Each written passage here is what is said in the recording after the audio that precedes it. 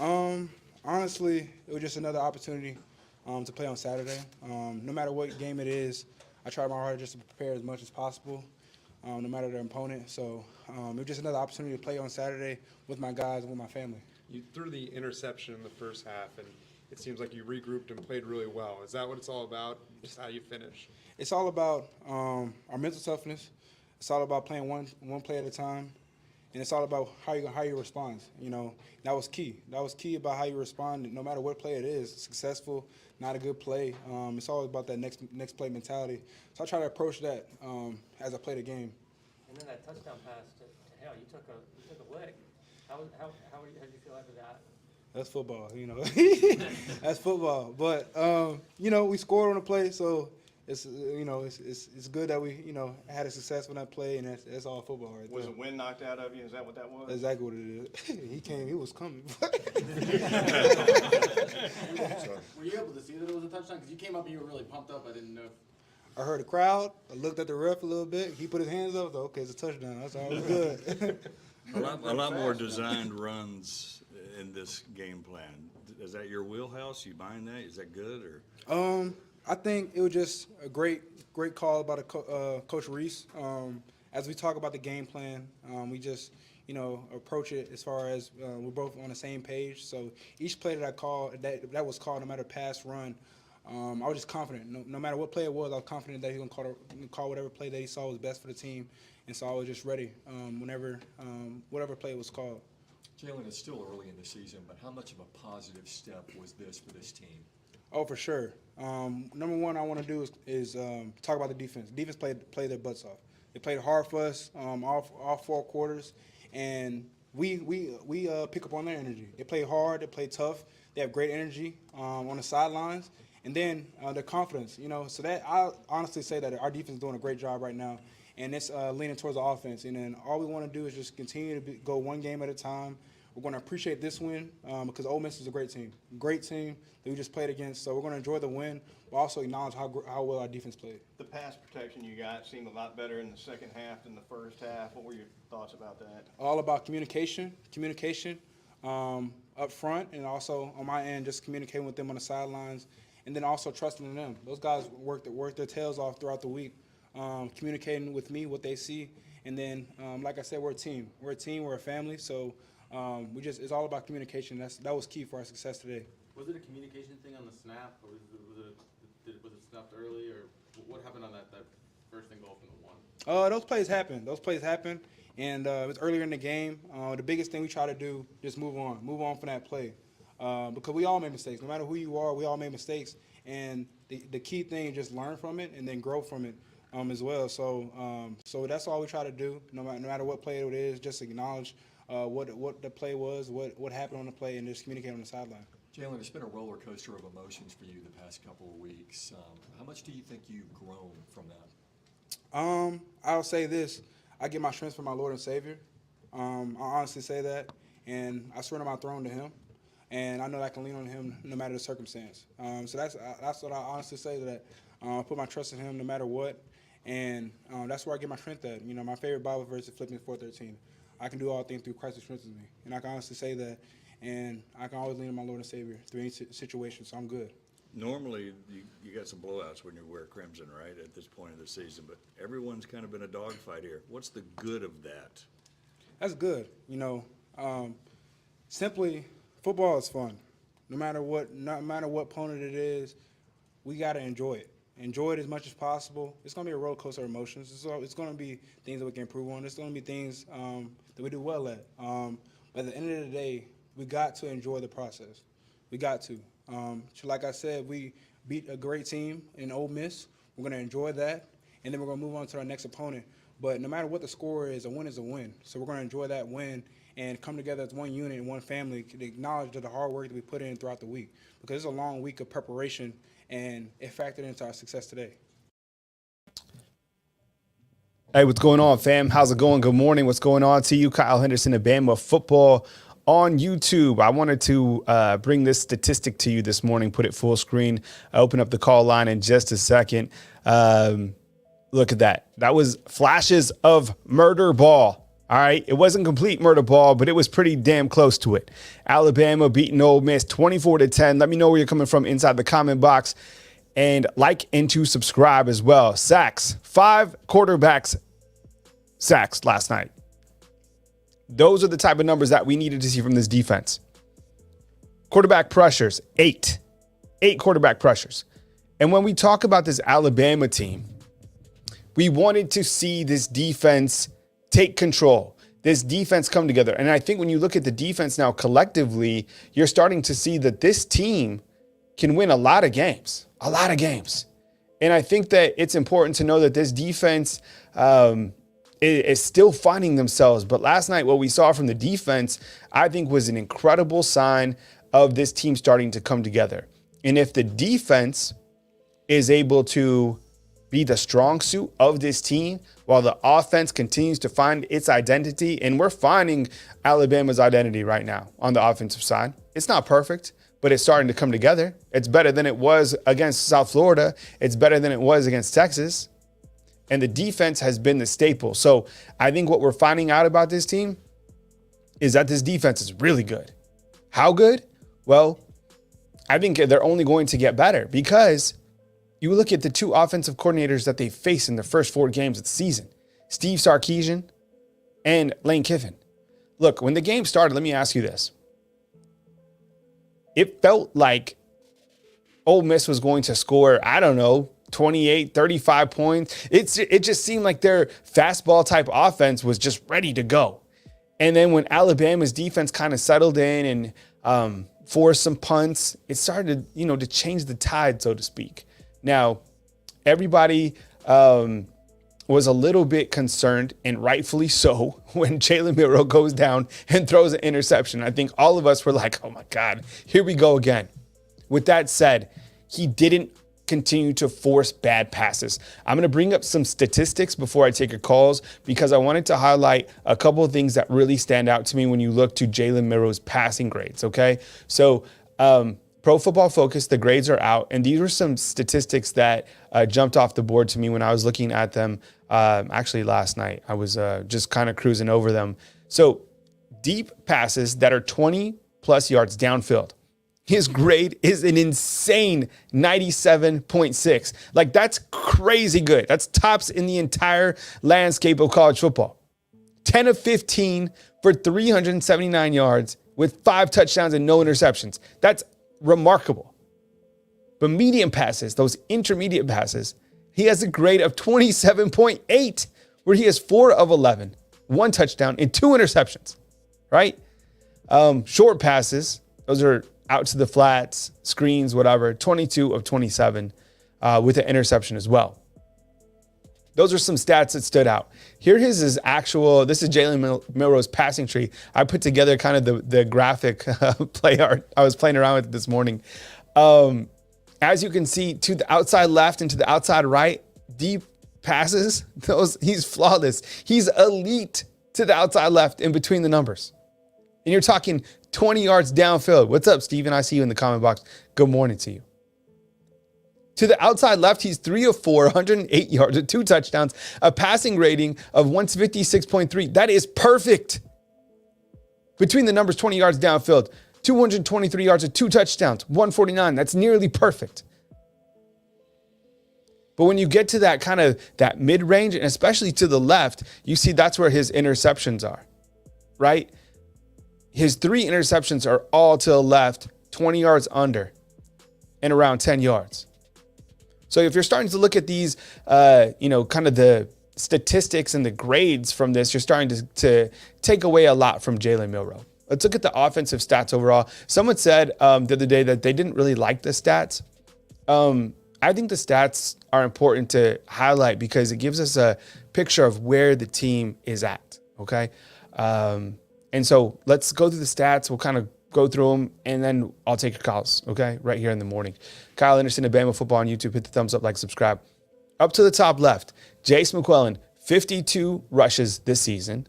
He has a net total of 263 yards. He was a second running back in consecutive weeks to rush for over 100 yards. After that, you have Roydell Williams, who has 200, and actually he has a net of 198 yards and 1 touchdown.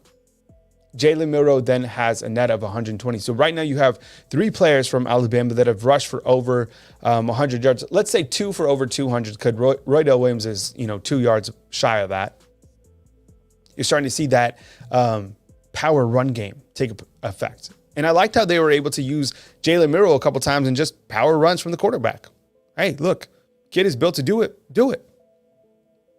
Passing wise, Jalen Milroe, 44 of 66, 3 interceptions, 674 yards, 6 touchdowns, his longest of 54, averaging 224 per game. Then receiving down here to the bottom left, let's see if we can get a better look at that. Isaiah Bond leading the team right now in receptions, 11 for 162. Jermaine Burton, 189 off just 8 receptions.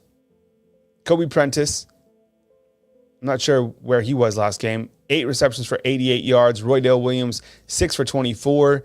And Amari Nyblack, Chase McClellan, and CJ Dupree also have 4 receptions. So there's kind of a look at the offensive statistics. Let's look at the defensive statistics, and then I'll pipe in the Pro Football Focus grades, and then I will take your calls right here on Bama Football on YouTube. Here are the defensive statistics from yesterday. And I highlighted this at the beginning of the show. You see that Terrion Arnold had 8 total tackles, and he had 2 pass breakups, and he had 1 interception. In the post game, Coach Kiffin said, we tried to go after number 3 again. They tried. Terrion Arnold had a very good game. He's playing at a very good level. This is very important for Alabama. Jahad Campbell, 7 tackles, the inside linebacker spot, playing very well. Malachi Moore had one of the most pivotal hits in the game on the quarterback, Jackson Dart. Malachi Moore playing at a very high level. Jalen Key, 5 tackles. Dallas Turner played like a top 5 pick against Ole Miss. He had a Pro Football Focus grade, I'll show you that right next, of 88. That's the highest Pro Football Focus grade we've had thus far. 5 tackles, 3.5 tackles for loss. 2 of those are sacks. He had a forced fumble. He was playing at an insane high level yesterday, playing with a lot of emotion. Let's get those Pro Football Focus grades to you right now. Pro Football Focus grades up to the top left. Let's start with Caleb Downs, who's just a freshman, by the way. 67 total snaps. His defensive grade, 83.9. That's elite for a freshman. 2 freshmen. Terrion Arnold, 79.9. That's amazing. Kool-Aid, 78.2. The secondary played lights out. Malachi Moore, 69.7. Jalen Key, 66.8. And then Dallas Turner, 88.3. These are the highest grades that we've had from the defense the entire season. I think when you look to players of the game, clearly it's Dallas Turner, but I think other guys that are going to get game balls from Alabama, which comes out on Monday, probably Terrion Arnold and Caleb Downs as well. Maybe even Malachi Moore. I mean, there could be several guys. That defense played elite. People were asking about Jaheim Otis. He did play in 28 snaps against Ole Miss. Let's look at the offensive Pro Football Focus grades. Start at the top left. Tyler Booker started at guard, 70 snaps, 74.6 grade. J.C. Latham, 68.1. Seth McLaughlin, 61.2. And Jalen Milroe, 82.4, played in 69 snaps. Darian Dalcourt, 51.4. So those grades from the offensive line still not where they need to be, but I think kind of we've gotten accustomed to that. Where's Malik Benson been? There he is at the bottom of your screen. Played in 31 snaps. Just hasn't gotten the ball. Has a grade of 53.8. And despite Jermaine Burton catching for over 60 yards, he had a grade of 57.3. Probably a penalty had a lot to do with that.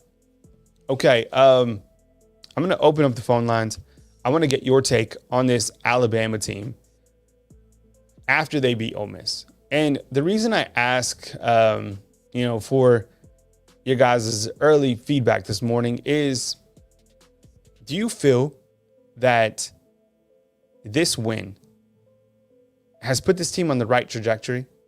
I do, honestly. I think if the defense can come with it like that and have that type of intensity and have that type of energy, then sky's the limit for this team, honestly, if they continue to develop on the offensive side.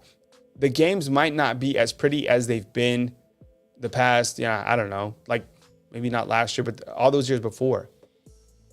Yeah, I think this is it. Mike is saying inside the comment box, a cautious optimism. And I think you can win street fights though.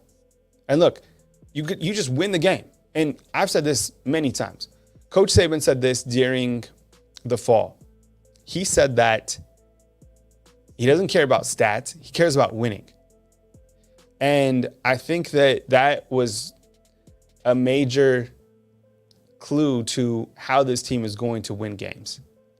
I'm not saying that I'm not condoning any of the interceptions that Milroe is going to throw or turnovers or whatever. It's just, that's it. Like, this team can win football games. Statistically, it might not be pretty. In fact, did you know this? Alabama right now through 4 games, the opposition has more passing yards than Alabama. The opposition has a total of 115 passing yards. Alabama has like 814. It's by 1 yard. Alabama's still 3-1 on the season, 1-0 SEC play. It's a very good win. We go to the phone lines. Let's start with the 251. Hey, you're on the line with Kyle Henderson. Who on the line with and where are you calling in from? Hey, Kyle, it's Robert from Mobile. Hey, what's up, Robert? I appreciate you calling in, man. What are your takeaways following the victory over Ole Miss? Hey, you mentioned stats. I'm an engineer by trade, so stats are my life. You're not going to have stats matter. You can say you don't care about them all you want. They do matter because you can't say you have a good team without good stats. It's it ain't going to last very long. Sometimes they don't tell the whole story, but they tell a whole lot of the story. so yeah, we got those stats have to improve. There's no question about that. It's looking like if they give Miro plays, for him, that the things can work better. We're starting to see that if we had a Lane Kiffin as the offensive coordinator or Steve Sarkisian as the offensive coordinator all from the beginning of the season, we'd be undefeated right now because they would have already designed those plays that fit Milroe. And Reese he's getting there now, although that first and goal when the ball got snapped over Milroe's head, that drove me insane. Not because of the center, which again that was bad on the center's part, but why are you in that formation to begin with? You're on the 1 yard line with Milroe, and you're in the shotgun. It's things like that drives you insane. The dude, my brother and I were screaming mad because we were thinking, he shouldn't have snapped over Milroe's head, but he shouldn't have been in that situation. This is 4 straight quarterback sneak with Milroe. Nothing else. It's coming. You can guess, but so what? You got to stop it. Mm-hmm. And you have a shotgun. Things like that drive you crazy with Tommy Reese. But Milroe, he played better. We all know about the pass, the interception. It was really bad. That's one the bad thing about the Milroe interception. When he throws them, they're extremely bad. It's like, gosh, man. I'm not a quarterback, but goodness gracious, I wouldn't have done that. But he wrote the ship, so he turned things around, and you look at the game as far as the stats and all. Alabama really dominated that game, which our mistakes, unfortunately, is what's keeping those games close, and that's the bad part. Because eventually, if we keep this going, we're going to run into LSU or Texas A&M game is the game is the season right there, or the Ohio State or somebody like that. Mm-hmm. Who, you don't score, then you can be in deep trouble. Mm-hmm. But it was better. It was definitely much better. Well, of course, there's always mistakes. The defense, it looks like they're trying to shift it into another gear, and get us where maybe we can lean on this defense because we knew this was going to have to be old school Alabama. 2010, 2009, 2010 type season where we rely a lot heavy on the defense and the offense just gives us, make some plays here and there where maybe a game managing quarterback that doesn't make the big mistakes and maybe we can push this on through. And but the offense and the offensive line have been letting us down. It was like night and day in the first and second half. Yeah. First half was just as frustrating as could be. But the second half, it was like, wow, this is like a team that can go the distance. Yeah, I know. So on with Robert from Mobile. Robert, I 100% agree with you. You get a block punt, and you saw probably Coach Saban break down that play. Coach Saban is such a genius. Like, for those who said like the game had passed him by, like, go watch that clip of Saban breaking down the pump block. It's phenomenal, right? So Alabama's on the 1, and they come out and they're in shotgun, and you're like, dude, the quarterback is, I don't know, 220, 230. Like, just get into the end zone. Doesn't have to be complicated. Sometimes you make football overcomplicated. Like, just stuff it in, right? Snap goes over the snaps. I mean, that could be detrimental. Imagine if you get into a game, like you said, on the road, Texas A&M, 4th down and 1, game's on the line, and this snap. Like, that's the game. Like, why is this continuing to be an issue? It hasn't been an issue for when has it been an issue for Alabama? Never, right? So I don't know what is going on. I don't know if that is ever going to be addressed. Like, that cannot be the norm. And you're right. Like, the interceptions that he has thrown have all been terrible. All of them. Every single one. They haven't been like a tip. They haven't been, kind of a drop and some corner makes a great play. They've all been terrible. But with that said, as the great and they were better. Go ahead, Robert. Oh, and there were better options, as we all see, in hindsight. But when the ball was going in the air on the interception, we saw it number 3. Yeah. I thought the ball was going to him, and it kept sailing over his head. So that was, okay, yeah. Well, I thought we had blown it at that point. But, the defense was just, they were just outstanding yesterday. Yeah. And the offensive line on that last touchdown drive, a thing of beauty. You know what? I mean, this team, they can run the football. I mean, for 2 straight weeks, and I get it, that South Florida game, whatever. They're able to run the football. And Jace looked great last night. Roydell looked great the week before. Jam Miller he's going to have to miss that first half of this game because of targeting. But you have another guy in Justice Haynes that can come up. Like, this team can run the football, and that is starting to be kind of something that they're leaning on. And you're right. Like, it was a tale of 2 halves because that first half, check this out, Robert. The last 3 weeks, Alabama has not been in the lead at halftime. And I'll get to my other callers in just a second. But think about this. Wow. Against Texas, they were down, 13-6. Against South Florida, it was 3-3. And yesterday that they were losing to Ole Miss 7-6. Like, those are facts. The second half, the way that this team... I've heard some other stats, too, that were just terrible. I mean, like, getting his mental stats again. Yeah, right? Like, that stat has to... that stat has to improve. But you're right. Like, the second half of that team, I was like, I can get on board with this team. Like, this, and the defense spurred energy into Bryant-Denny Stadium. And that's what I was saying. Like, in the beginning, if that happens at the beginning of the first quarter, Alabama's able to run away with a game like that because the energy really changed. And the fans are now like, oh, we have to be an added element to help this team win as well, which they haven't necessarily had to do in the past. Any last point, Robert, before I let you go?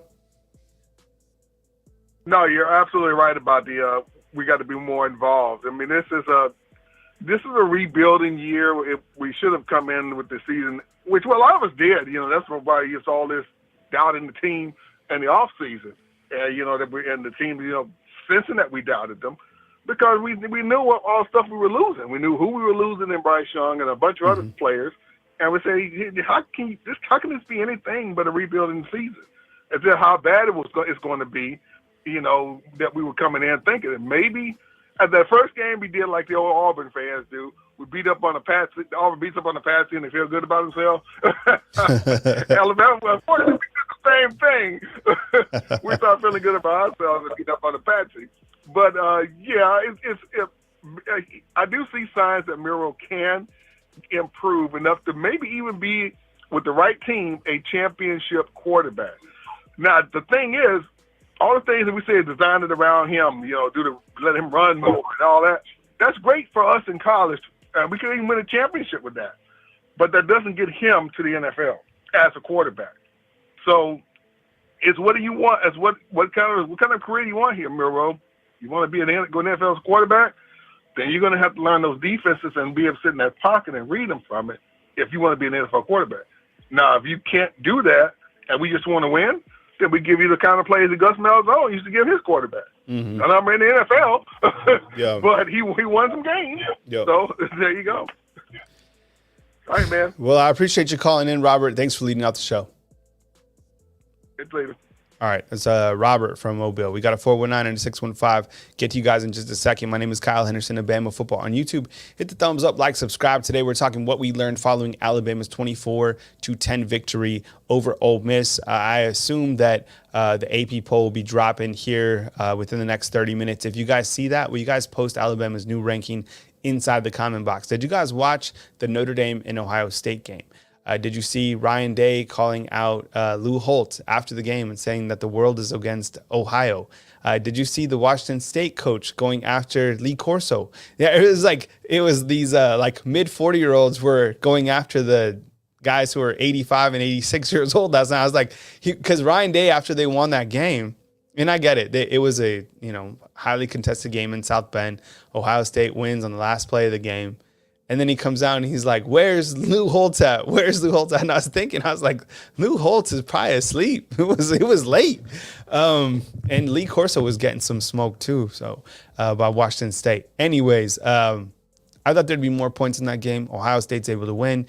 And how about Florida State able to survive? Clemson is driving down to win the game, and they miss a field goal, and then Florida State is able to win in overtime. So Florida State still alive. Notre Dame drops its first game. Wasn't a bad game to lose to Ohio State. That was a pretty good football game. We go back to the phone lines with the 419. We start right now.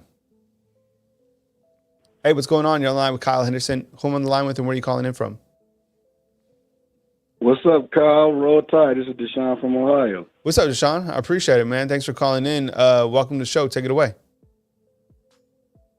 Okay, so I want to give a shout out. I don't know if people watched the show yesterday, but I highlighted 3 players, and I highlighted Jalen Milroe, Dallas Turner, and Kool-Aid McKinstry. Those 3 yesterday balled out. Besides the turnover, Jalen Milroe played almost a perfect game, 17 to 21. That's pretty damn good. Dallas Turner played like the way we're supposed to be seeing him right now. Jalen Hale, welcome to the party. And then, Kool-Aid McKinstry, down there, every pass that was through his way was a down there pass breakup, or he made an open field tackle. And I want people to realize this, man. This is not a rebuilding year for us. Y'all just got to get out there habit, man. This is not the superstar era no more. We don't have Bryce. We don't have Jalen Hurts. We don't have Mac Jones. Nick Saban loves Jalen Milroe, y'all. Because this is taking him back to like the 2012 Alabama teams where all we got to do really on offense is just get 20 points. And the defense is going to take care of the rest, man. So I want to shout out to them. And I also want to shout out Lane Kiffin for all the trolling all week and putting the battery in our back. And did y'all see the look on his face in the press conference? He was like, I don't know what happened. I think Nick Saban just took over again and started coaching. Now I find that real funny to me.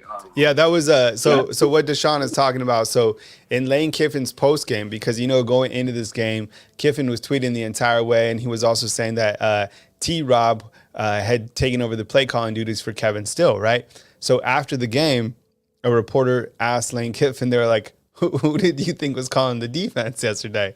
And Coach Kiffin is like, I don't know. He was like, but they're doing a pretty damn good job. And he's like, maybe it was Coach Saban took over. And then he just went on laughing about it. Look, Saban's a defensive-minded coach. I think, I'm telling you, I know firsthand that Alabama, they didn't do talking on social media, but Lane got to them. The trolling was pissing them off. They were mad about it. And they wanted to come in this game, and the defense really wanted to turn it up.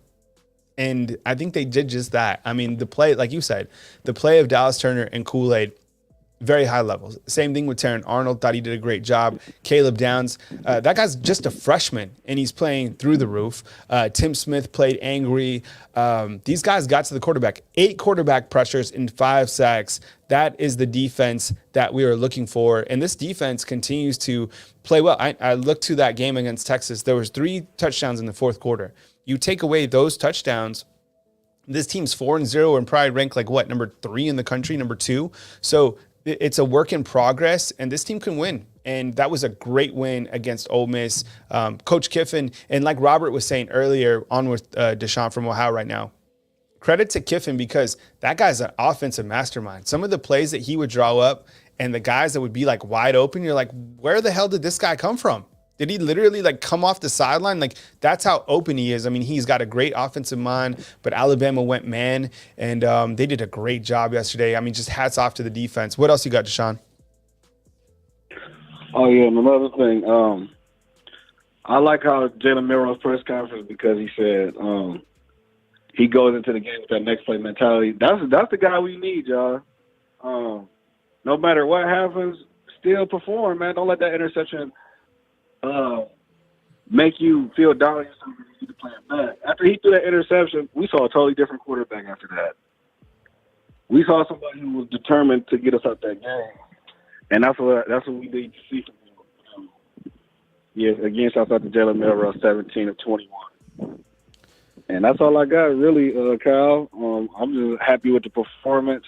Glad my X Factors did what they said they was going to, but I said they was going to. Yeah, you got it, man. Oh, yeah. All right, man. Well, I appreciate you calling in, Deshaun, and we'll catch up with you next time, man. Appreciate the call. Okay. All right, man. Take it easy. Roll Tide to you. That's Deshaun calling out in Ohio. We got a 615 and a 215 inside the call queue. Get to you guys in just a second. Got a super chat in. Hey, Kyle, I thought Reese called a pretty good game today. What'd you think? I think when you look to the game plan from Tommy Reese, I did like that there was some quarterback design runs, and I think that they were able to take some shots downfield, especially in the second half. I thought it was imperative that at some point in the second half, you had to take a shot, whether that was to Burton, which he did. I thought in the first half, just like Deshaun from Ohio said, Jalen Hell, welcome to the party. Being able to go to a different wide receiver downfield, and we've continued to see these wide receivers come up with some tough catches. The pass that Jermaine Burton caught, that was a very, very difficult catch.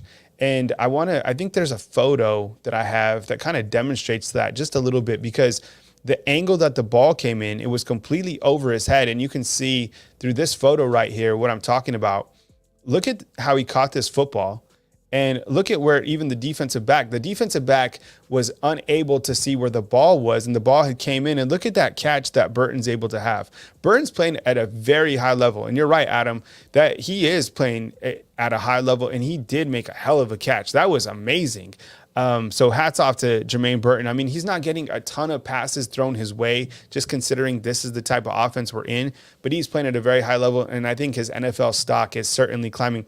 He's ready for the NFL. Jermaine Burton is going to be drafted in the NFL, and I wouldn't have said that he was going to be, maybe like a 6th, 7th round guy, but I'm so glad that he came back. This guy has earned a lot of money already this season. We go back to the phone lines with the 615. Hey, you're on the line with Kyle Henderson. Who I'm on the line with, or where are you calling in from? Hey, Kyle, it's Michael calling in from Nashville. Hey, Michael, I appreciate the call. Welcome to the show. Take it away. Well, first, man, just want to say thanks for providing a great outlet for all the University of Alabama fans. I've listened to your show for a couple of years now, and first time calling in, so just a big thanks for the work you're doing, and keep up the awesome efforts. Man, there are so many topics we could speak to. I'll just try to keep it focused to a few of them. First thing, I mean, I'm as pumped as anybody. Got a win over Ole Miss. It looks like it was a pretty good win. I would say it was. I think we all know we still have a lot to be desired. Still have a lot of things to prove in terms of 1 week. Does that mean we walk into the rest of the SEC schedule and just, walk in and expect to win by 2 touchdowns? I don't know about you, but I'm thinking probably not. I think yesterday still showed as well that with an incredible defensive effort, we can score 24 points. But big picture, I mean, what is that, six points a quarter? And I don't know about you, but when I'm thinking about the road to the SEC championship, I'm not thinking 6 points a quarter gets it done. And again, I'm not trying to throw any water on anything. I think what I'm trying to do is see this victory in its proper context.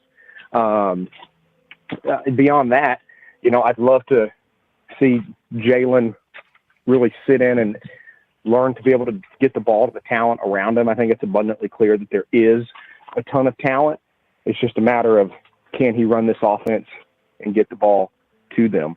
And then I think last but not least, the defensive effort was absolutely phenomenal.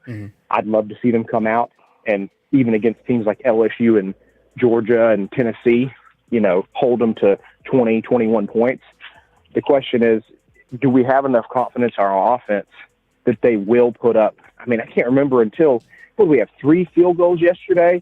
I watched the game. Unfortunately, my wife, I can't believe this is going to take my man card. My wife had me out shopping yesterday until about 4:30 or 5 o'clock. So I come in. I didn't want to see any of the game. I went right back to the start of the stream and just fast forwarded through all the commercials.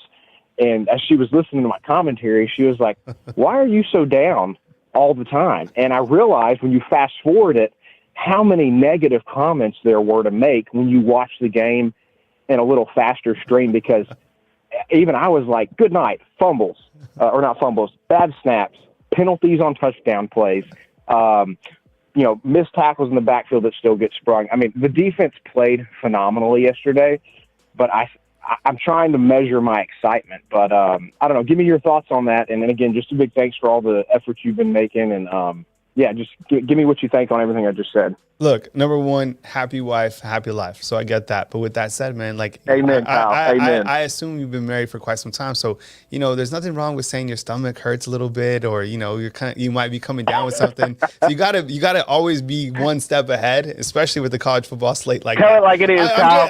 How long have you been married, by the way? I'm just saying. So I have a lot of marriage experience. Okay, so how long have you been married? I was married for 14 years. So I was married for 14 years. Oh, man. That's a long time. Yeah. Okay. Okay. All right. Okay. I got you. With that said, I think that when you look to that first half and you look to the second half of that football game, clearly Alabama went in and made changes at half. And Coach Saban even said in his post game, he's like, there's a lot of things that are testing my patience. And I thought that was a hilarious Amen. clip. Yeah, I saw that. I uploaded it to getting to the 1 yard line and kicking a field goal. I thought that was great. And just like Robert said, is like, why are you coming out with 1 yard? And Jalen Milroe, he could fall down and he gets that touchdown. So why are you coming out in shotgun when you know that you're having, every snap, I'm a little bit nervous now. Just because, I don't know, this missed snap stuff, I've never seen it before, especially with an elite program like Alabama. It's brutal, and it's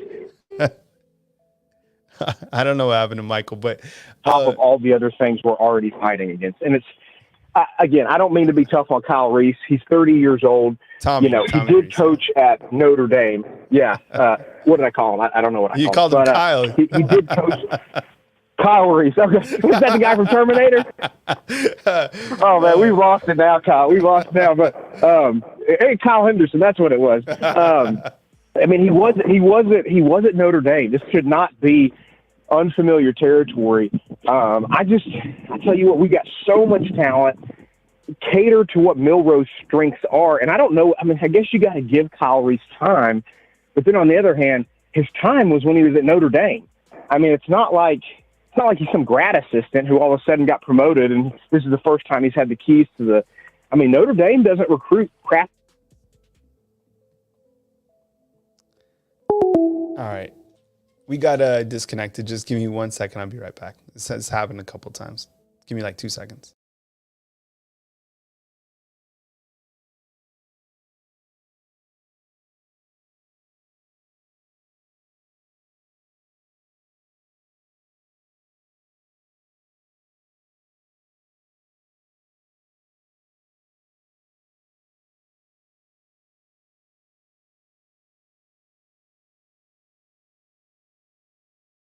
We're up by 3 at halftime against the 1-3. It's literally fun every weekend. Now, is that because we're not the team we used to be? That's exactly it. But I mean, I guess you got to, paint a favorable picture or have fun regardless of it. And I also wanted to say, man, you had I don't know if it was a blog post or just a little article that you write, because I don't know where all you do your work at. Yeah. But I saw your kind of tribute about Saban and be grateful for what we have. Yeah. And again, I just thought that, man, I thought that hit the nail right on the head, because this awesome thing will come to an end. And what's going to come after it? I don't know. Is Dabo Swinney going to come after it? Is Lane Kiffin going to come? Are we going to be the same, perennial contender? I don't know, but I thought that was great. Just kind of 30,000-foot view, taking a moment to step back and look at the entirety of what Saban has done since 2007 when he showed up. So yeah, just good awareness. I appreciated the sentiment there. I thought it was spot on, but I don't want to take all your time, man, but I love talking to you. All right. I appreciate the call, man. Catch up next time. See ya. All right. See you, buddy. Bye-bye. Kyle Henderson, Bama Football on YouTube. Hit the thumbs up, like, subscribe. I appreciate you guys being here. So I basically started a place where I can do some editorial writing, just a little bit. I'm just going to throw up like an article every once in a while. I like to write as well. Video is my platform, but just another space to kind of get my thoughts out. So I did want to write an article about Saban and just kind of appreciating Saban. So I'll put that link inside the comment box if you guys haven't seen it. And it's kind of part of a newsletter as well. But I mean, we almost have 100,000 subscribers, so it's not that difficult to get the message out. So I appreciate you guys being here. I think we're almost to 93,000 subscribers, which is unbelievable. And I appreciate all of you guys being right here with me. Alabama is able to beat Ole Miss 24-10, 1-0 in SEC play. That second half team wins a lot of football games. I think when you look to the rest of Alabama's schedule, there's some teams, it's going to be a gauntlet here coming up. I mean, Mississippi State on the road, you can't let that be a trap game. You can't be overconfident in any game. This team does not have that ability to be overconfident right now at all. But you take that momentum that you had from the second half and you carry that into Stark Vegas and you're able to take care of business. Can Alabama, this is the thing. You go into Mississippi State and you try to put together 4 quarters. That's what you do. You try to put together 4 quarters of solid football. Both sides of the football, okay? You limit the turnovers, you limit the missed snaps, the penalties, and they did a better job on the penalties yesterday.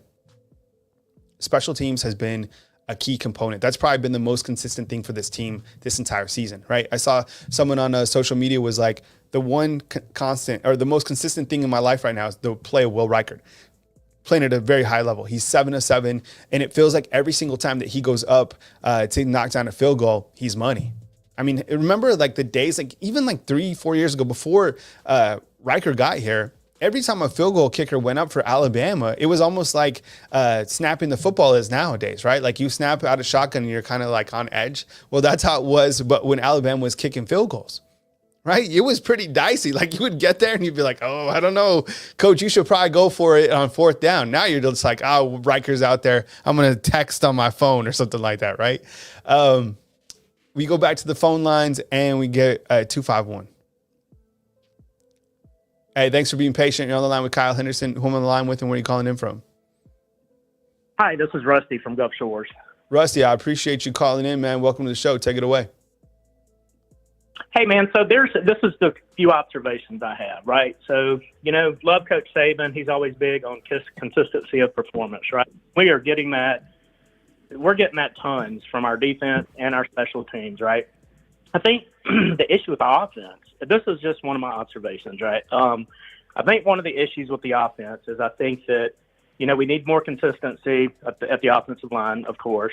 But did you notice yesterday, some of our running plays that we have started pulling guards a little bit more? Yeah, I like that. I wasn't for sure that I saw that.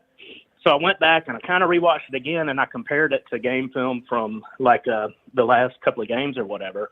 So it looks like we're trying to address that. So hopefully that turns that around. The other observation I have is this. So, this year with the clock change, yes, to where, don't get, yeah, I think that's going to help us. And the reason why I think it's going to help us is because if we can hold that ball, if we can establish a running game and we can keep our defense, keeping an offense off the field, that is going to help us tremendously. I think that's the 2 biggest things we got going. And I think Saban probably saw the fact that, the clock changed. Yep. And I think that he kind of geared our offense around that. I mean, that's just what are your thoughts on that? I think that is a genius thought, honestly. Who would have thought that a sped up game would have come into place, particularly when Alabama needs to hold the ball, right? This isn't a Ferrari like that it was under Loxley or Steve Sarkisian. Remember, Loxley was getting criticized because he was scoring too quickly. Remember that? They were scoring in like a minute 13. They were like, hey, stop scoring so fast. And then after that, Steve Sarkisian was able to put together some reasonable drives. And now you're having to play clock management. I'll tell you this, I've said this before, there's way too many commercials right now in college football, and the game is being sped up. The game is much faster. I was counting the drives of Jalen Milroe last night. I think he only had like 8 drives, something like that. So clock management is going to be huge. And if this team can run the football and play solid defense, and I guess win time of possession, that is going to help this team until they're able to really take over a game. And I don't know if they're going to be able to take over a game on offense ever, but the defense can really change the momentum of that game and get the football back to Jace McClellan, Roydell Williams, Jalen Milroe. So then it becomes down to don't create turnovers and don't put the defense in a bad position like you did against Texas, because Texas was able to capitalize off of key field position. Alabama's defense is very good, and they played Texas the best that they could, but they were also put in some very bad positions, field position-wise, against the Longhorns. Yeah, totally agree, man. I think that Saban saw this, and I think, I'm not happy with offensive coordinator. I'm not. I mean, the one that's driving me up the wall is the first and goal 1 yard line. I mean, it drives me up the wall. But I think that it is starting to get addressed, just because I have not noticed as many pull and guard plays as I did yesterday. So anyway, man, I appreciate you. Listened to you for a long time. Love your product. Hopefully I'll call in again. Thanks, man. All right, Have man. a blessed day. All right, you too, buddy. Take it easy. All right, good call right there. Nice and concise. We got a 601 and a 201 inside the call queue. My name is Kyle Henderson of BAMA Football on YouTube. Hit the thumbs up, like, subscribe. Coming to you from beautiful Tuscaloosa, Alabama. The weather was great yesterday. It was a little bit hot, but not as hot as it's been the past several weeks. And then today, it's gorgeous outside. In fact, I'm going to, after this call-in show, I'm going to put up is it too early? Let me ask you some personal advice. And I'm going to either way, but I just want some feedback. I'm going to put up a Halloween decoration outside. Is it too early? It's September 24th. I'm going to put up, I went to Home Depot and I purchased that. I wanted the 10-foot skeleton. Okay, I wanted the 10-foot skeleton. So I went there, and of course it was gone. So I bought the 8-foot skeleton, which I'm going to put out here shortly. I drive home, and guess who has the 10-foot skeleton? My next door neighbor. He has it. And they were like, yeah, some guy slept the night before, and it was him. So he beat me to it. Gumb is saying way too early. I know, but people are starting to put them up. So I'm going to do it. Yeah, Adam, I know. October 1 is usually the date, but people already have this going on. So, I guess we're going to get to it. All right, we go back to the phone lines, and it is a 601. Let's go. Hey, what's going on? You're on the line with Kyle Henderson. Who am I on the line with, and where are you calling in from? Kyle, how's it going? It's Jake from Pensacola. What's up, Jay? I appreciate you calling in, man. Welcome to the show. Alabama 1-0 in SEC play. It's a beautiful Sunday. All is good in the hood. Take it away, man. Yeah, it's beautiful up here. I'm up here in Michigan, so it's beautiful up here. But it is not too early to put a Halloween decoration. My wife is already decorated. Like she did her own DIYs and everything. Like she did her stuff herself. She made her own body. She did all of it. I was like it is blasphemy talking to my wife like that. She put up everything early. I like the second half team. That is the old Bama. Well, I wouldn't necessarily old Bama. That is the Bama that I like. That's the Bama we all knew and grew up in love. Mm-hmm. And even because you don't say it, I don't say it. Multiple callers don't say it. You got the sports people saying it on halftime. Jalen Milroe is not Tom Brady. He is not Bryce Young. The offense needs to be built around him, and which I'm kind of scared about, because if he get hurt, then we're gonna expect the same thing out of Ty Simpson. So I mean, it goes hand in hand. But as of right now, their playbook is supposed to be built around him. They need. I commented on your video you did yesterday. I think they need more design QB runs. And when they came back out, I think one of the sports people said it too on the SEC network. these are two different teams from first half and second half. When they came out, that was like, it's like somebody said the switch just turned on, and I liked it. I was driving because I had to drive up here, and I was just cussing. I was cussing down the road. I was swerving because I was trying to watch the game and drive because I had to make this delivery. And then what I tell you, during the second half, I got so crunk, I had to pull inside the road and sit watching the game. I know it was a tale of two halves. So I was talking to my dad, and so I called my dad, and my phone blows up, right? Like all the time. People want to talk to me about the game, like family and stuff. I get it. I mean, I'm there, got the pulse. And so he didn't see the second half of the game because he lives out in the mountains. So he watched the first half of the game, and he was all pissed off. And then he comes back and he's like, well, what happened in the second half? I was like, oh, it was a completely different game. Like, this is the team that everybody wants to run with, but he only saw the first half. So can you imagine if you just saw the first half of that game, or if you just saw the second half? Because it was completely different. That second half team, that's what I'm saying. Look, it's inconsistent. The teams right now, if this team, that's what I'm saying. You go into this Mississippi State game and you try to be consistent. You try to put 4 quarters of football together. We're not asking anyone to score 42 points, whatever. Like, just play 4 consistent quarters of football. This team has not done that yet, which I think is great, because what is the ceiling of this team? Right? I mean, I think it's really high. We're not even close to how good this team could be. Continue, Jay. I watched a lot of games yesterday while I was driving, and I was just saying to myself, how come I feel like when I watch the other teams, I feel like they're playing like us, well, how we used to play. And I was just like, can we get back to that? And the second half, we did it. And I feel like if we do that during the week, if we practice what we did the second half throughout the week, and we talked about before, practice. We're talking about practice. We're talking about practice. If we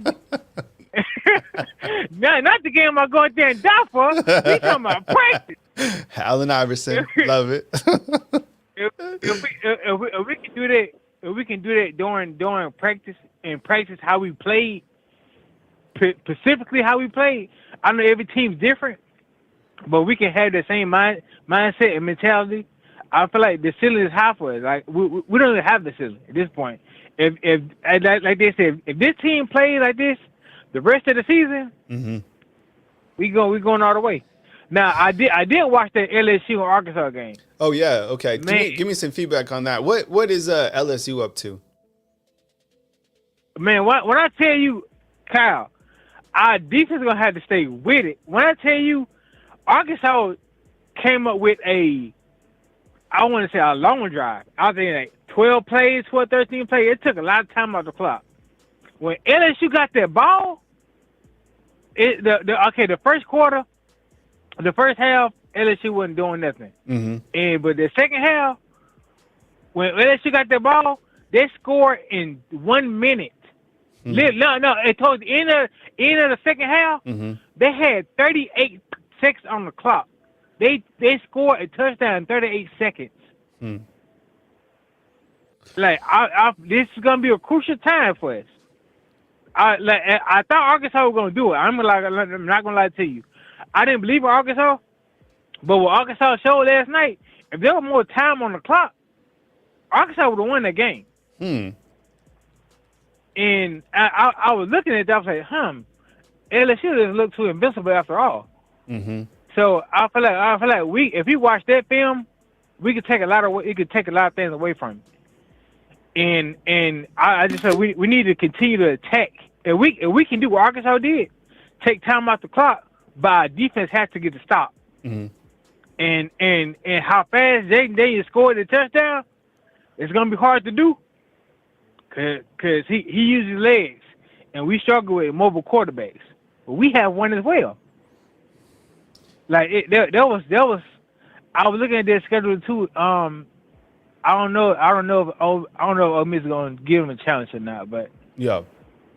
On with Jay from Pensacola. Here's a look at Alabama's remaining schedule. Bring that up full screen. So you got a trip to Stark Vegas. That is next Saturday at 8 p.m.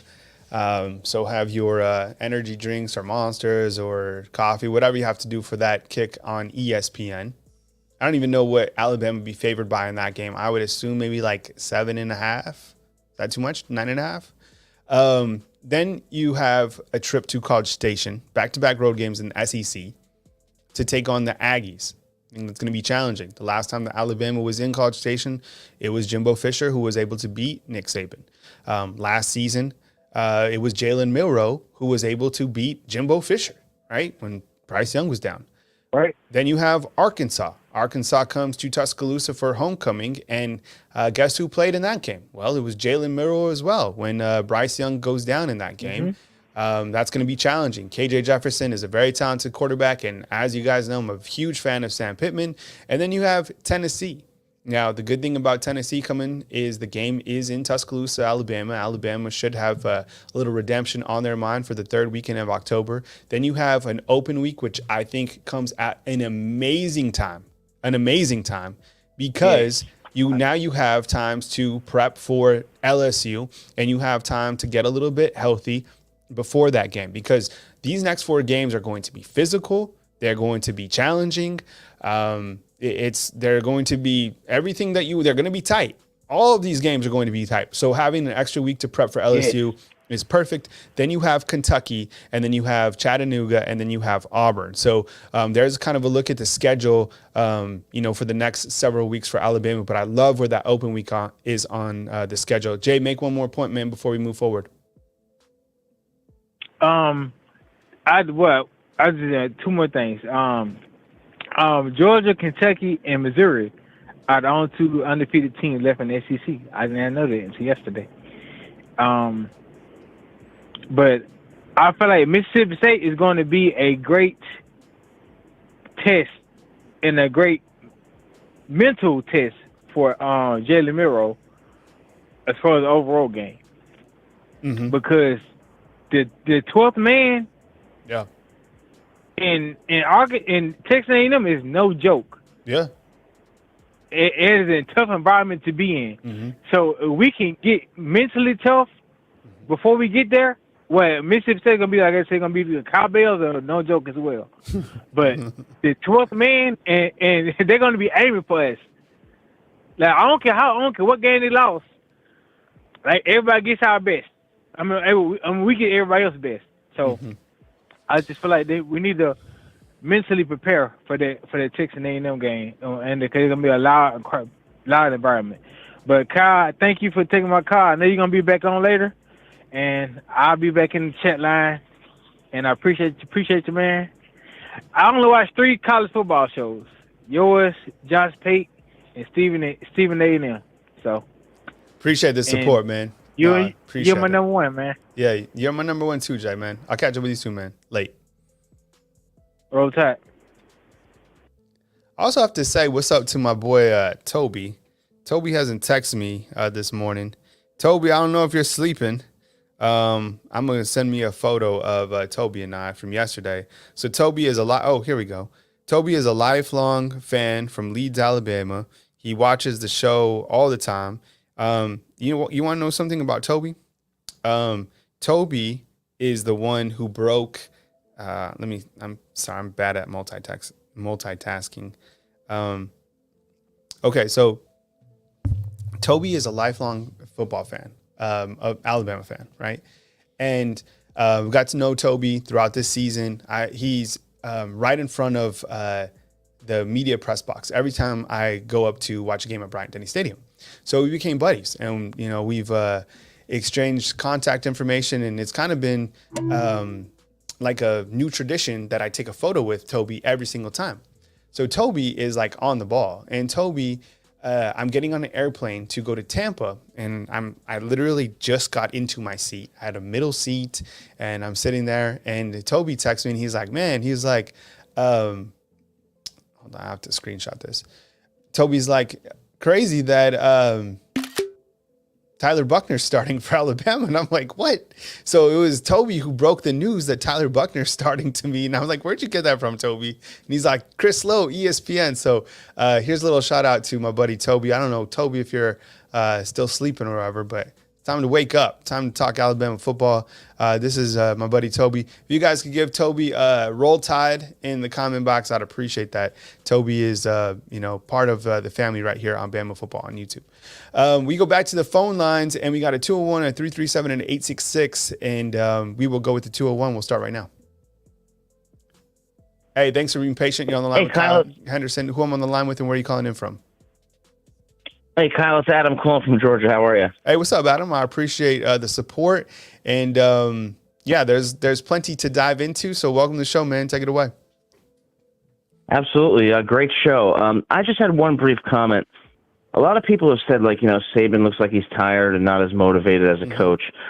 But I don't think that that's right. I think that Saban recognizes that the team has some weaknesses and needs to improve, but I think he truly believes the talent is there to win it all. So I think he's adjusted his coaching strategy. Instead of, screaming on the sidelines, he's being patient with the players, knowing that they're going to improve. And I think you're starting to see that today when they played towards what I would say the Bama standard. I think it's going to pay off in the end, and I think we're going to get to the playoffs, and it's going to be one of his best coaching years ever. What do you think? I was thinking about that yesterday, Adam, honestly. So, and here's my take on that, because I was thinking about this. This team needs to be coached up. This team needs to be coached every single day. Coach Saban just said yesterday that he meets with the quarterbacks on Sunday. Coach Saban is loving this. And while all of us read the headlines, while all of us are reading, the news that is blasted out, creating the news that is, coming out, Coach Saban is dialed into coaching this team. And what makes Coach Saban happiest is mentorship and coaching. And he's able to do that this year with a team that needs both mentorship and coaching. This team, I feel right now, probably lacks the leadership that it's had in the past. This is a young team coming into the season. And Coach Saban, I think, is being more patient, because I think that kind of that make Saban mad again, which we want to see. We want to see him blow up. We want to see these rants. But he's so smart, and he controls his psychological disposition, because he knows that this team lacks confidence right now. And those teams that he would get on their ass, that he would fire up, it's because he knew that those teams already had the identity that they were unbeatable, that they had the self-confidence that they were just going to go out and dominate. So Saban could light them up. And if you played sports, you understand kind of how coaches work. And I think what Coach Saban is doing is he's teaching. And a lot of things are testing his patience. He said that yesterday. Alabama even lost a down and distance yesterday and had to kick a field goal. They could have lost the game yesterday because of that. So it's like, there's a lot of things that are testing my patience, but I think Coach Saban is coaching. And no matter what happens with this team, this is probably one of his best coaching jobs ever, despite all the things that are happening in the world of college football and how the game is changing. But one thing that is not changing is his understanding of the actual game, the X's and O's. If you watch the University of Alabama tweeted out a video of Coach Saban breaking down when they blocked the punt. It is amazing. The brilliance that he has to be able to understand, just how every single player is responsible for doing their job. He breaks it down to a T. And so maybe kind of the glitz and, kind of the new age philosophy has passed him up. I mean, how could it not? He's going to be 72 here on the 31st of October, but he is, so dialed in. I think he's doing a great job coaching. What else you got, Adam? Yeah, no, I just think he knows how to deal with these players, and I think he's brilliant. So good win today, Roll Tide, and have a great day, Kyle. Thanks. All right, man, take it easy. Good call. We have a 337 in the call queue. We'll get to it in just a second. So I don't think the AP or the coaches poll has come out yet. We're trying to go back and forth. Someone posted that Alabama was now number 9.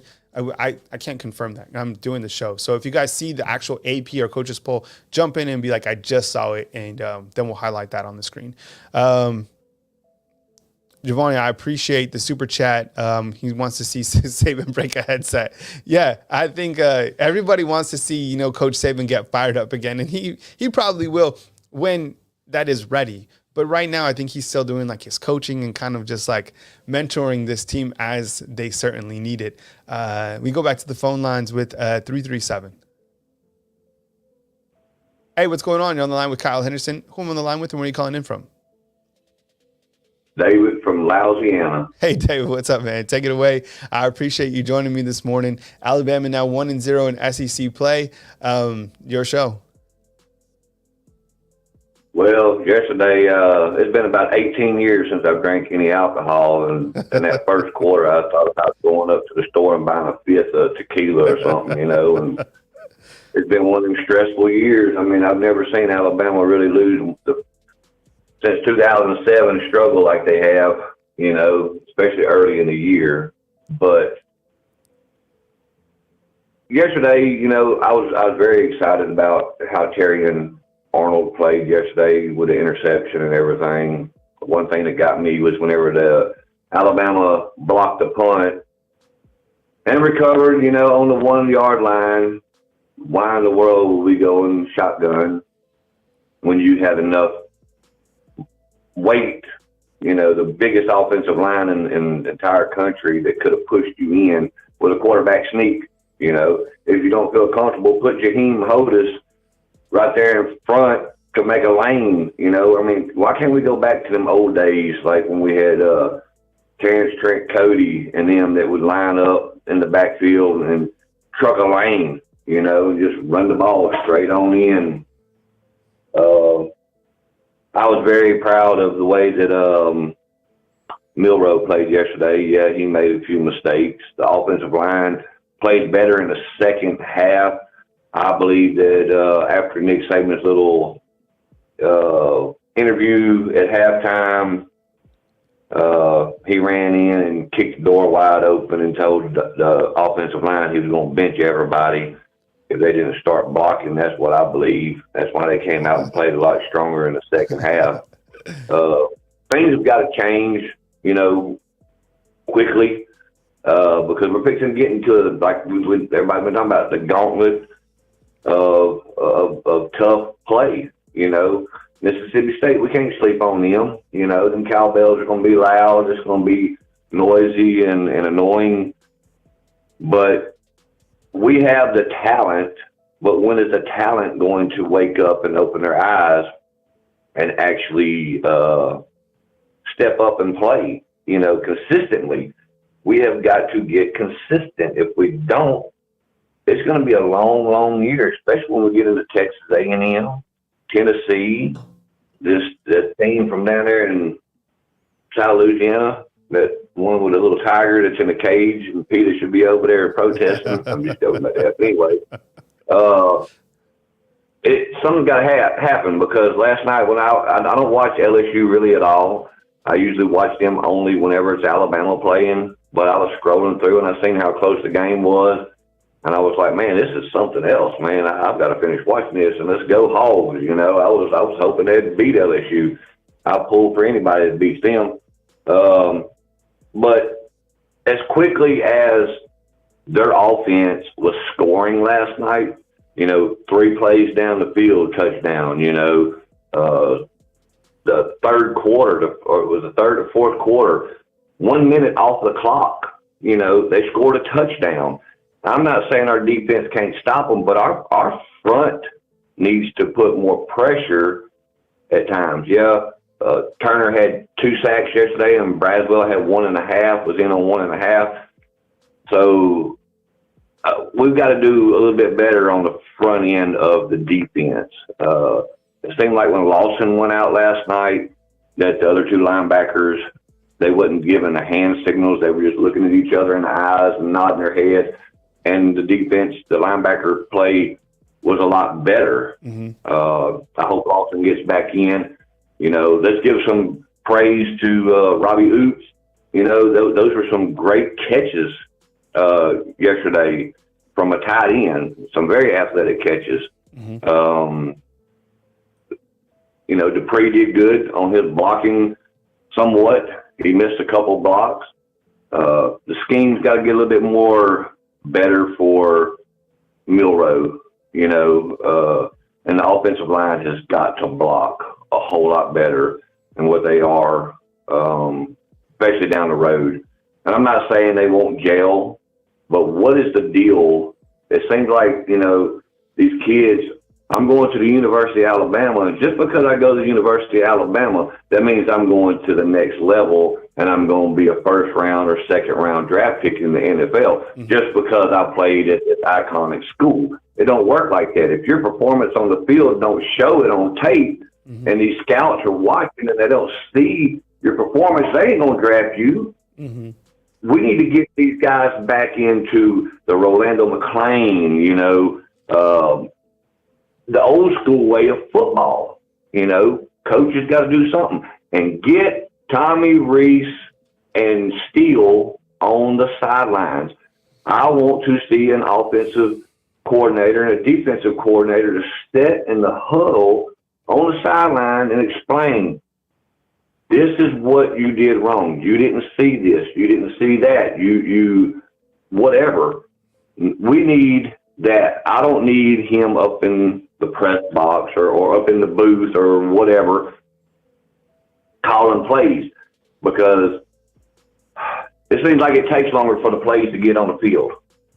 You know, from a radio up top and then somebody doing a hand signal on the side or however it works in college. You know, I don't know how it works. I know in the NFL they got a little earpiece in their ear supposedly or in their helmet where they can get these plays in, but it's got to change. Something's got to change, and I was very excited, even though he almost broke his neck yesterday when Ty Simpson scrambled on in for a 2-point conversion. That was good. I was very excited about it. Showed that he wasn't scared to run the ball in there, even though it was designed. But he ran right up the gut, got that 2-point conversion, and poor head about snapped off his little shoulders over there. But we got the 2 points. But we should have never have went for it with a shotgun. Yep. You know, that was a bad snap. Could have been under center, pushed him in, they'd have been up. It's things have got to change. Things have got to get better. They got to start meshing better. If not, it's going to be a long, long season, man. It's going to be a long, long season.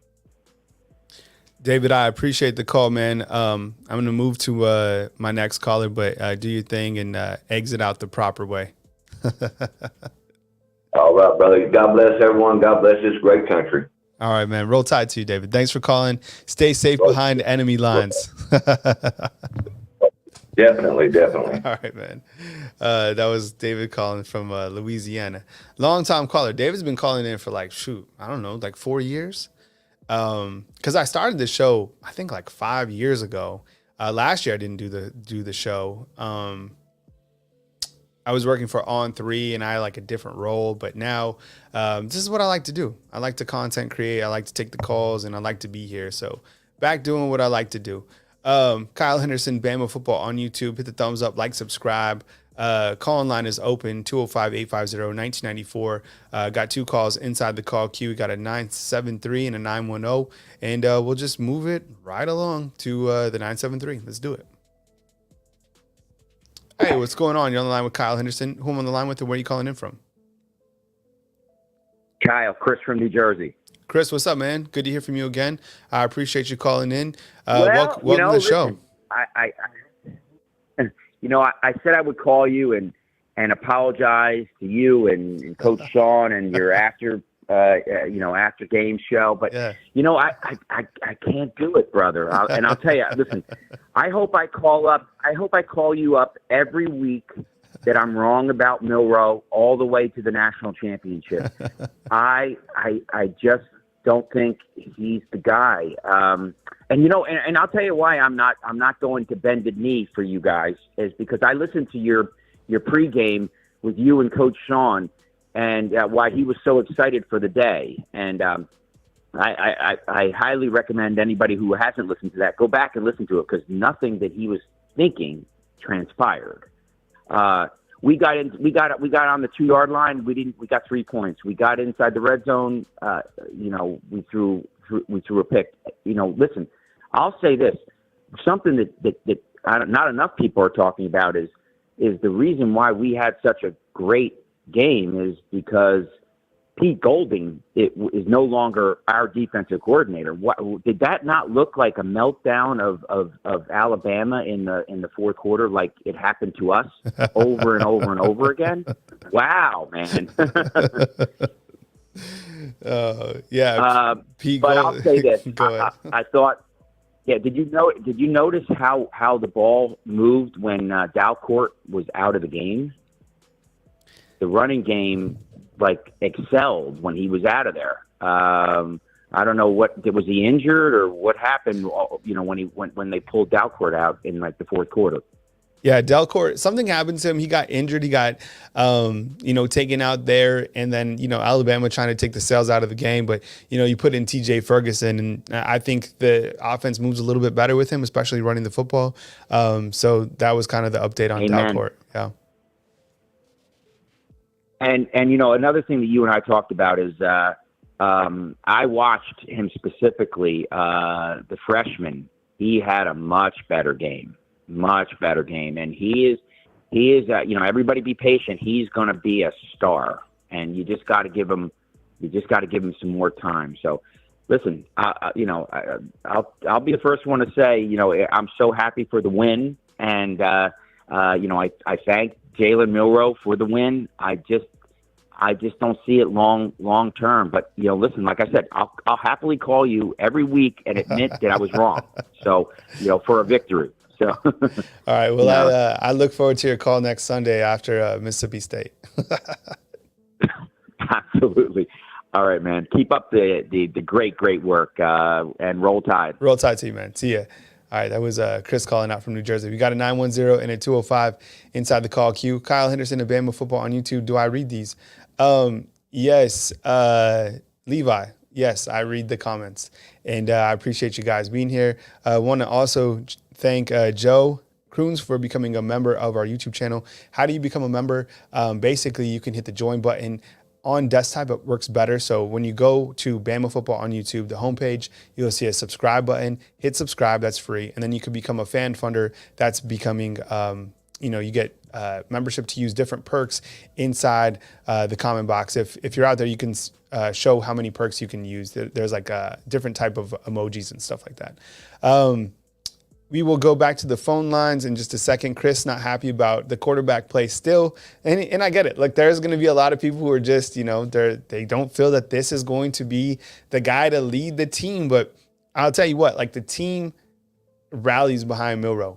That is the leader of the team.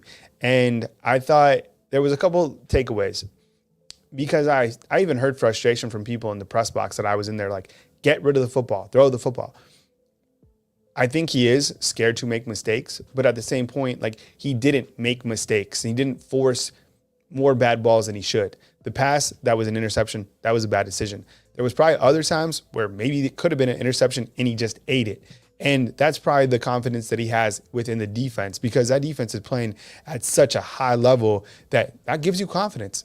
And that gave the team the energy that they needed to move past Ole Miss, specifically in the second half. The way that they played in the second half, that's some of the best defensive football that I've seen from Alabama in a while. This team has the players, 100%. And Dallas Turner, when he's on fire, he's one of the best, if not the best defensive player in the entire country. We go back to the phone lines, 910. Let's start right now.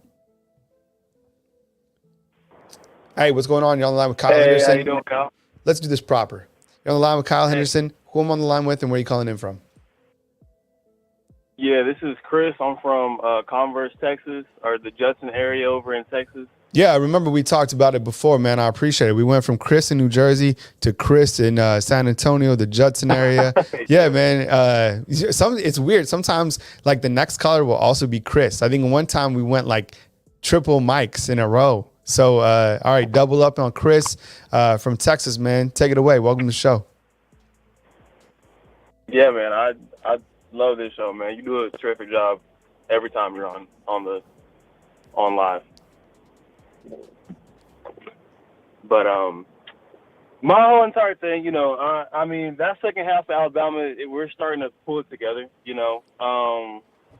Definitely think that second half is a little more Alabama. Obviously, with the quarterback position, Jalen Miro, we got a little bit of stuff we gotta clean up. A lot of eye candy can trick him a little bit, so he's not always confident in what he sees. But I think he's coming along. Most people didn't expect for him to throw for over 200 yards, and he did that on 22 passes. So and two of them were pretty big chunk plays, but we always knew his deep ball was going to be good.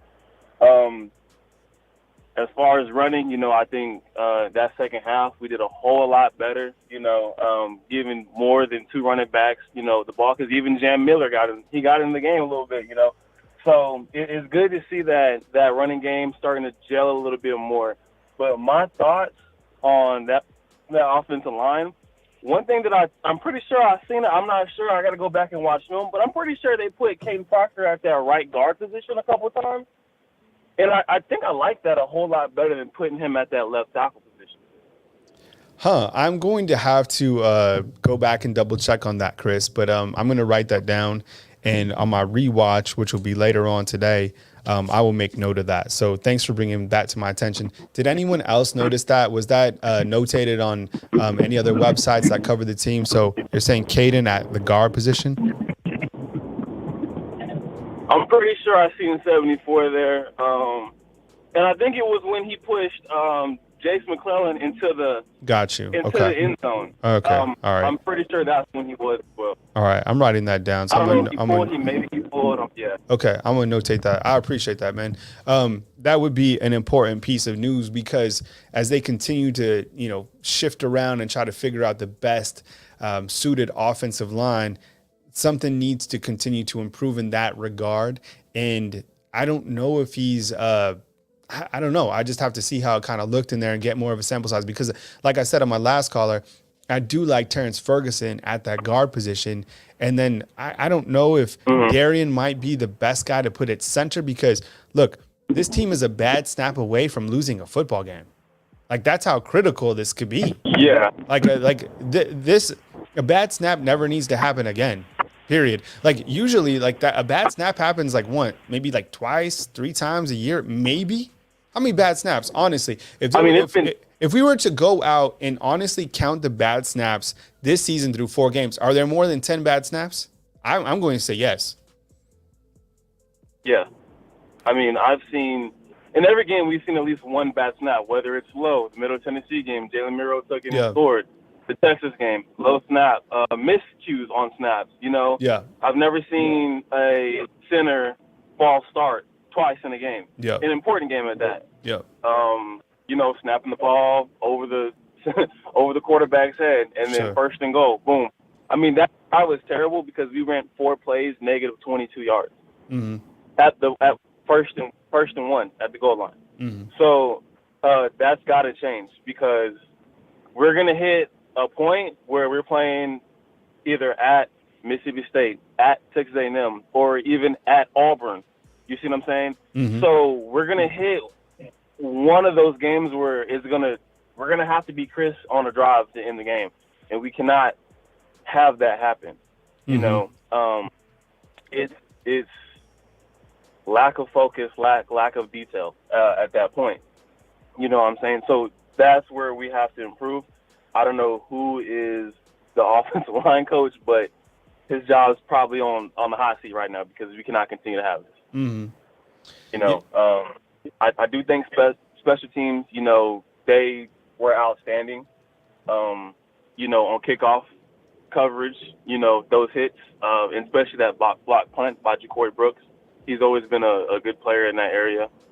And then just defensively, that first touchdown, I don't know what we were doing, but I'm glad we got out of that defense because Alabama played lights out on defense. Besides, Jalen Key giving up a little bit of yards here and there. And that's a tough defense that's a tough offense to deal with. I mean, look, Jackson Dart, that guy was, Yeah. I mean, number one, he can pass, and number two, he could throw. I mean, the guy was all over the field, and I thought that in the beginning, and like you said, they made some good second half adjustments because there for a while, I was like, oh my goodness, like how many points is Ole Miss going to score in Alabama? I mean, the guy was, and there was, and look, and credit to Lane, we said this in the beginning, is that he can draw up some plays that are, I mean, I wish he was the offensive coordinator, and I'm sure a lot of Alabama fans do. Because that guy can cook up some plays. I mean, look at the quarterback he has. I mean, Dart, I get it. He's a good passer, but they're just very creative. I'm not sure why Lane, I mean, it's just like he can cook up some plays 100%. What else you got for me?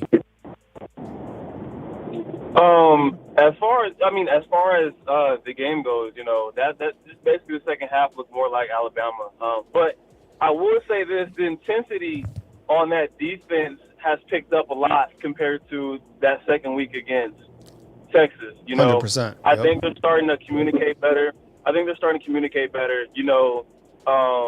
Caleb Downs he's playing a whole lot better. Yeah.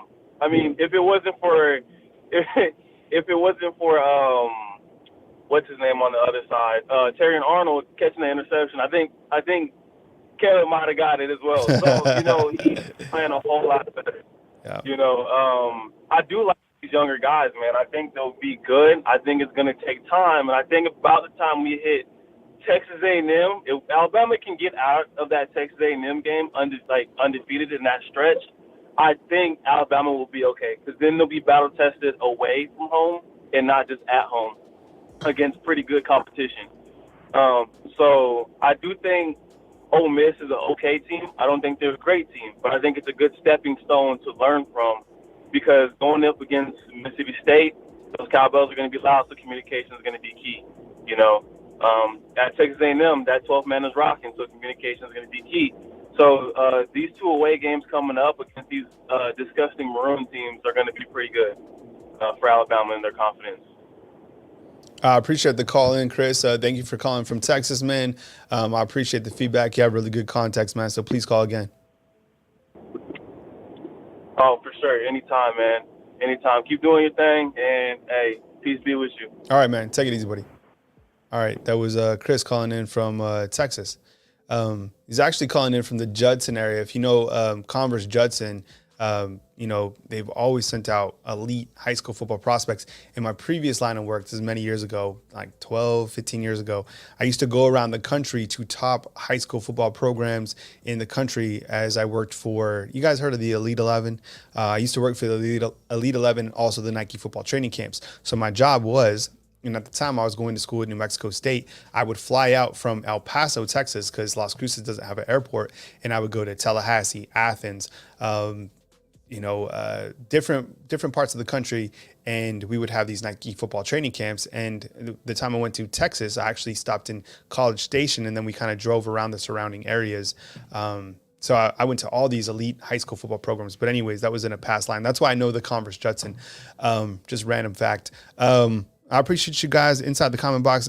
Sam, thank you very much for the feedback. You're doing a good job. Keep up the good work. Thank you very much. I appreciate it, man. Yeah, so I don't, and we'll get to, I got a 904 inside the call queue. I don't know what to do with this offensive line. Like, if I'm like, okay, let me ask you this. Who are the best 5 suited offensive linemen? If you follow the offensive line, do you keep Seth at center? Do you put maybe, because from what I understand, and I'll look at the depth chart that they handed out, is TJ Ferguson, could he be moved to center? But then who do you put at the guard position? Because you have, let's just say they keep Proctor at tackle. You have Booker at left guard. You have TJ Ferg at center. You're going to have to figure out who that guard is going to be. And then you have JC Latham. Who could that be? And is that the best matchup? Or do you just roll with Seth at center and you put TJ at that guard and you take Dalcourt out? Because it seems like the liabilities are Dalcourt and Seth, right? It just doesn't seem like those guys are playing at that elite level, and along with Proctor. So you kind of have 3 big issues. I don't know. We've been kind of going around and around about the offensive line. Can't seem to figure it out. And again, that's Wolford's job, not ours. But it's just like, what is going on? Because the missed snaps and guys getting pushed back is just not it. All right, 904, let's get it. Hey, thanks for calling. You're on the line with Kyle Henderson. Who am I on the line with, and where are you calling in from? This is Edward in Jacksonville. Hey, Edward, I appreciate you joining the show, man. Welcome. What's on your mind? Hey, I just, I hear some of the comments about Milroe, Mm-hmm. and it doesn't seem to jive with what I'm seeing. I think back, the season I think back to is 2011 with McCarron. Okay. That was his first year to start. And to me, McCarron had a lower, he had fewer interceptions. He had 5 interceptions that first year that he played. He had 5 interceptions. So Milroe's obviously doing worse there. So his TD to interception ratio was better, but Milroe's throwing a lot more TDs. He's throwing more yards. His rating's higher. I don't remember everybody constantly doubting his ability to improve. And of course, he did improve a lot in 2012, which was the year that they beat Notre Dame in the championship. And they beat LSU. By the end of that year against LSU in the Sugar Bowl, the 21-0 game, he was considerably better, but he was never as explosive. He never had the deep ball threat that Jalen has. So Jalen's a little more high risk, but as a young quarterback at a similar stage in his career, in my opinion, he looks just as good or better. And I don't remember all this hand-wringing with McCarron. You see what I'm saying? Mm-hmm. It's like, he threw 1 interception. It was a tricky coverage, and as Saban explained it, they kind of backpedal the guy back into a zone. Mm-hmm. It was from like a man-to-man to a zone, so Yep. it was kind of a weird thing there, and it fooled him, and he threw it. It was a big mistake, but it was 1 interception. McCarron had 5 his first year, Mm-hmm. so of course, we're pacing more than that. But I just don't. It's like this guy's obviously improving. He's obviously improving. He has no competition on the roster that has proven anything. And at this point, I think we ought to just kind of let him. I think the guy's going to get better and better. I really do. I think he's already getting better. Edward, I So, think that the thing that gives me confidence with Jalen Milroe is with Saban now naming him the starter and saying the cake is baked and no more waffling, kind of going back and forth and kind of riding with him, so to speak, that gives Milroe confidence, but it gives the entire team confidence because they now know this is our guy and this is what he's capable of. And there's no denying that when Jalen Milroe throws a deep ball, it's been successful this season thus far. Also, when he runs the football, he's 1 tackle I think away. he just needs some seasoning. Yeah. I mean, and look, he doesn't. What is this? So if we count back, so he's started in 1, 2, 3 games, right? And so 4 games, really. He's a 4-game starter because he started against Texas A&M last year. He didn't start against Arkansas. He came in midway for Arkansas, and he started 3 games this season. So, I mean, that's not a lot of experience, but he needs more experience, and I think that is going to. Because if you look at the stats yesterday, what was he, 17-21? Like the interception sucked. I get it. But, I mean, he had 225 yards passing and a touchdown. I mean, the numbers aren't terrible by any stretch. I think we got disconnected one more time. Hey, hang on, caller. I'll be right back. Sorry about that. Give me 2 seconds. Hang on, Mike from Jacksonville.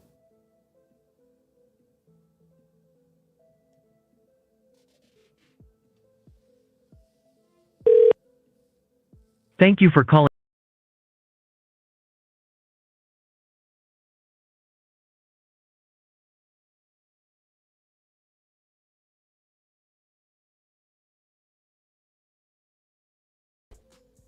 All right. Yeah. Are we still online, Edward? Sorry about that.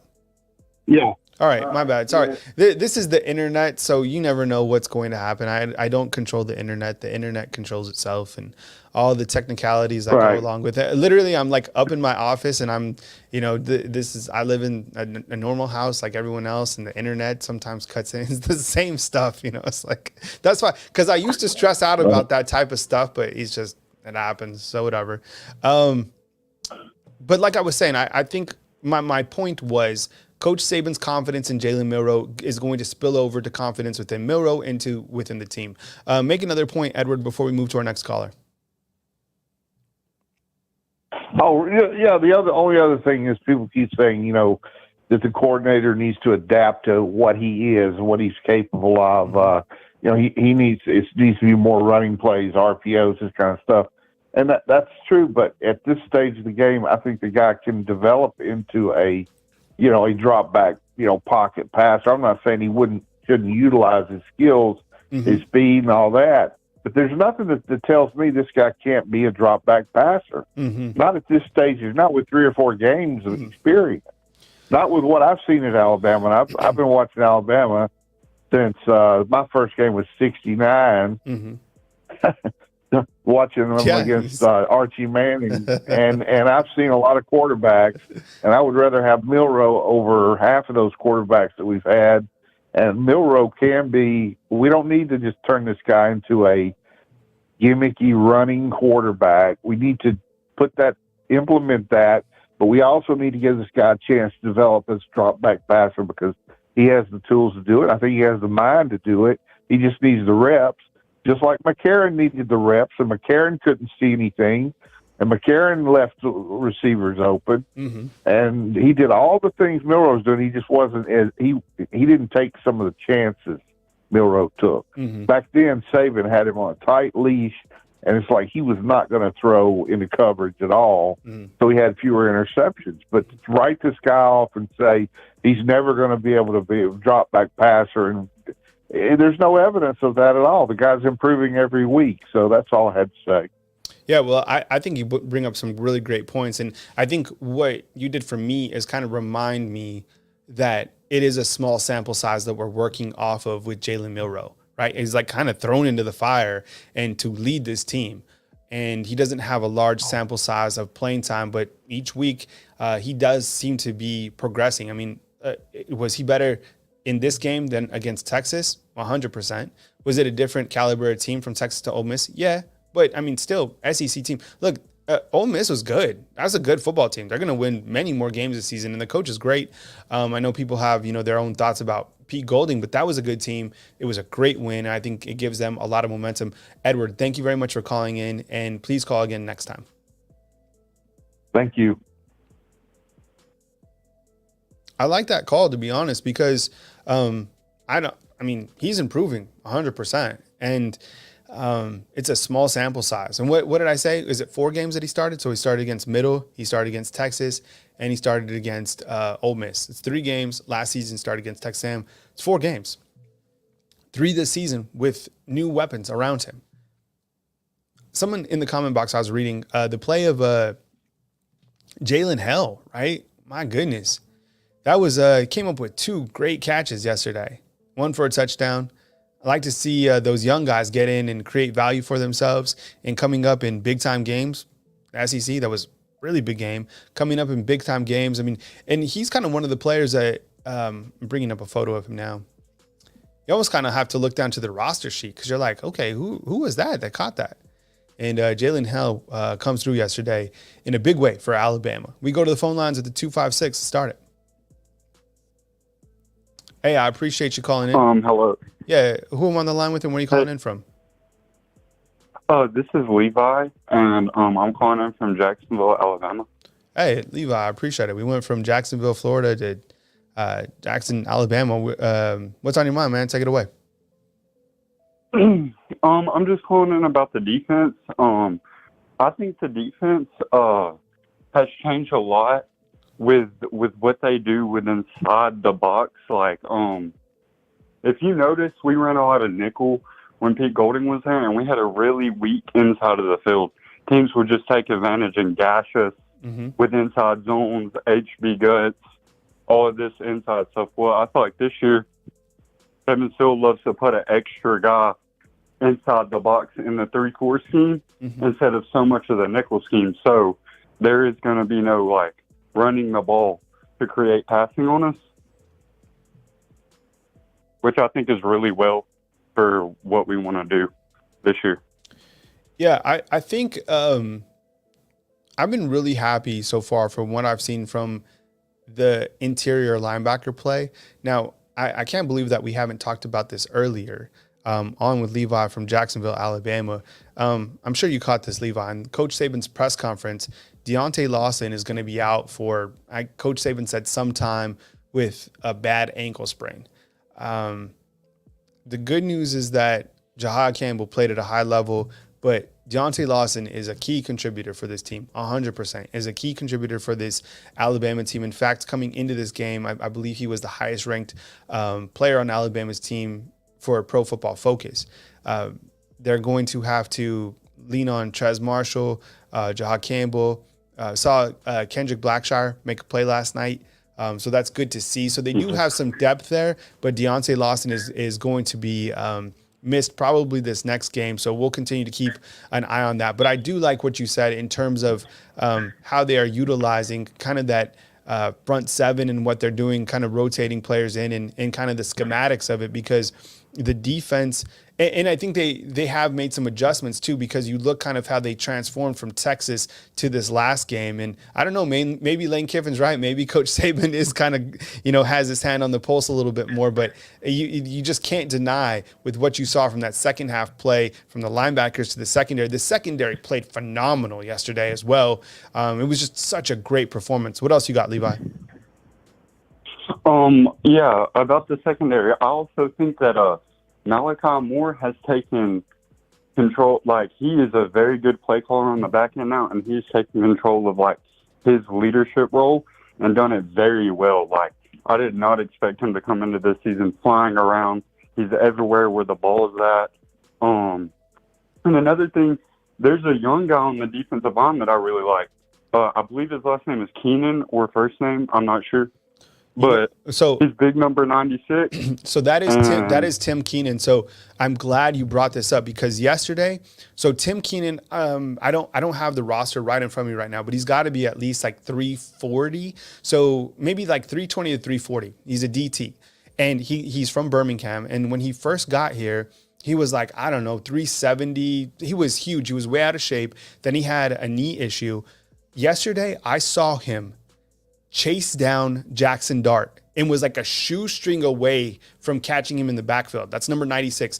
Levi, thank you so much for bringing up Keenan's name, because this young man is exceptional. And I mean, he was just like a shoestring away. So my point is, for someone that big to be chasing on a quarterback, like, that's the type of athleticism that you want from those big dogs in the trenches. But continue on, Keenan. Thank you for bringing him up. And then offense-wise, a lot of people love the 12 personnel stuff with the 2 tight ends. Like, a lot of people love it.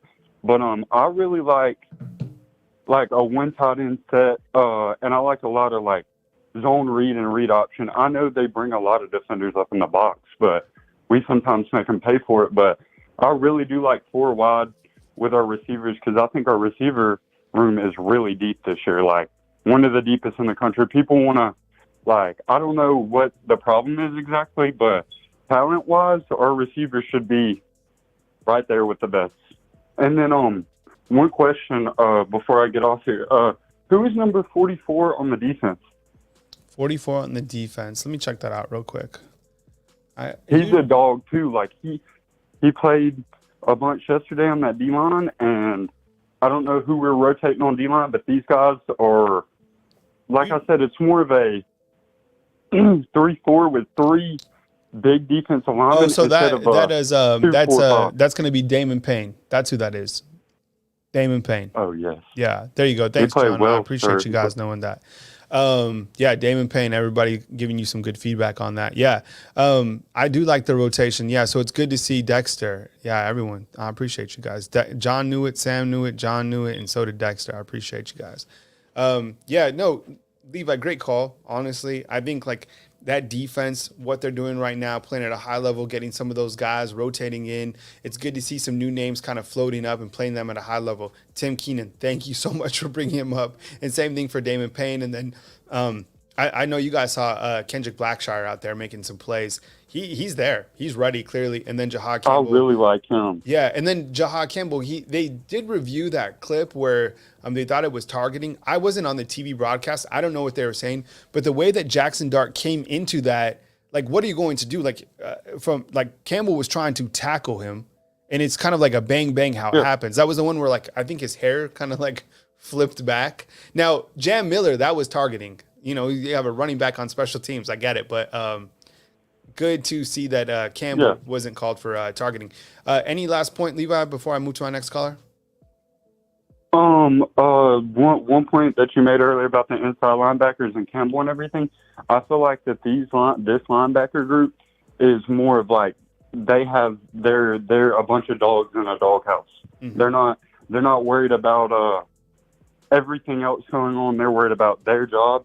Compared to, I don't want to say Henry To'oTo'o or whatever, or whoever was there last year, but I feel like these core group of guys play as a team more than anyone we've had in the past 4 or 5 years on defense.